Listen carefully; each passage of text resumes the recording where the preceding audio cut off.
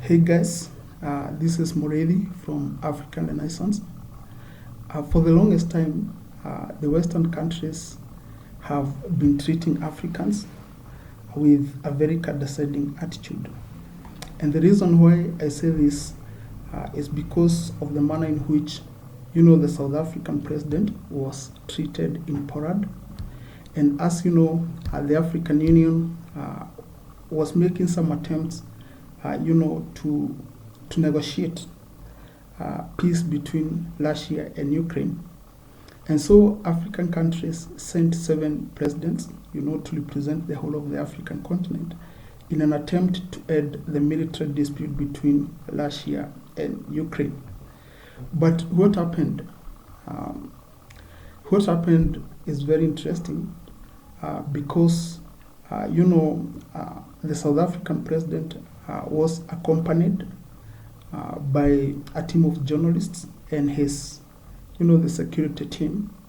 And once they landed in Poland, in a Polish airport, the security detail and the journalists, who are meant to cover, the whole of that trip, were not allowed to get out of the airplane by the Polish authorities. And of course, the Polish authorities were giving some pretexts.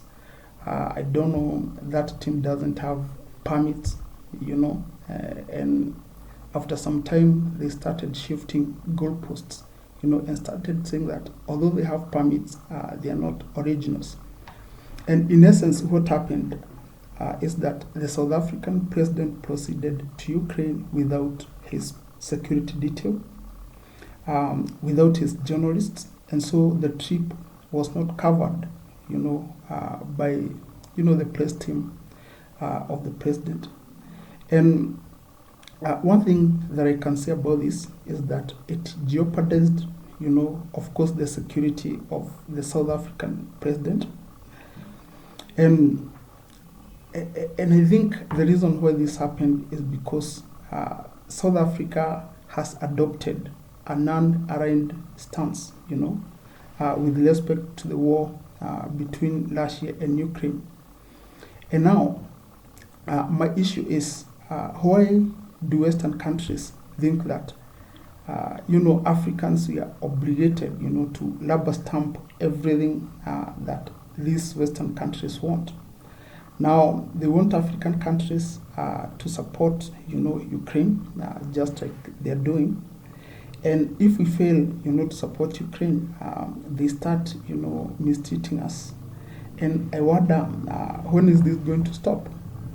Because, as you remember, when this conflict started, between Ukraine and Russia, there were African students who were studying in Ukrainian universities. And during the initial days, of the war, Ukrainian officials, wanted to force the Africans to participate in the war. And, the Africans were disgusted because Ukraine, of course, it is not our mother country. And after all, Africans have fought foreign wars in the First World War and the Second World War, very far from our continent. And I think these Ukrainians, they think that we're still in 1920s or 1930s, where, they just dictate to the Africans what they are supposed to do. And I think this is, something that has been overtaken by time. And what Africans should insist is that we should have a reciprocal relationship between the West and Africa, and that, Western countries must respect the decisions of, African countries. We are not here to just rubber stamp the decisions of Western countries.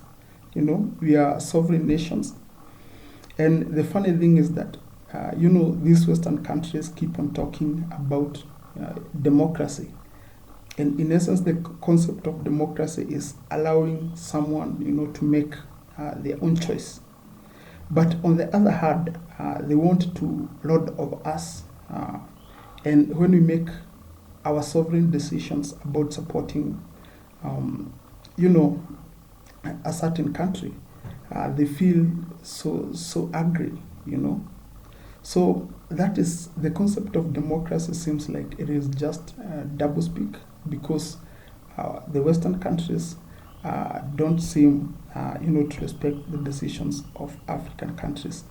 And so, before I leave, my question is, you know, to all Africans, what do you think that you can do so that Western countries can respect African countries even more?